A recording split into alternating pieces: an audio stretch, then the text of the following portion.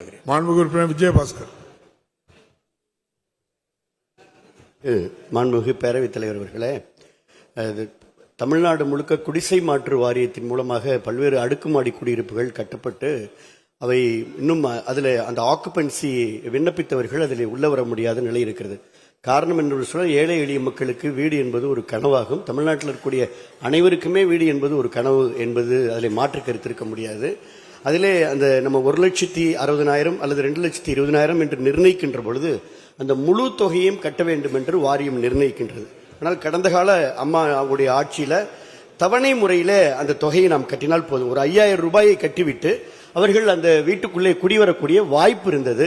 அவை மாண்புமிகு அமைச்சர் அவர்கள் இந்த புதுக்கோட்டை மாவட்டத்தில் அதிகமான குடியிருப்புகள் இன்னும் அதில் ஆட்கள், அதாவது விண்ணப்பித்தவர்கள் உள்ளே வர முடிய நிலை இருக்கிறது. அதை மறு ஆய்வு செய்து தவணை முறையிலே அந்த தொகையை கட்டுவதற்கு அரசு முன்வருமா என்பதை நான் அறிய விரும்புகிறேன்.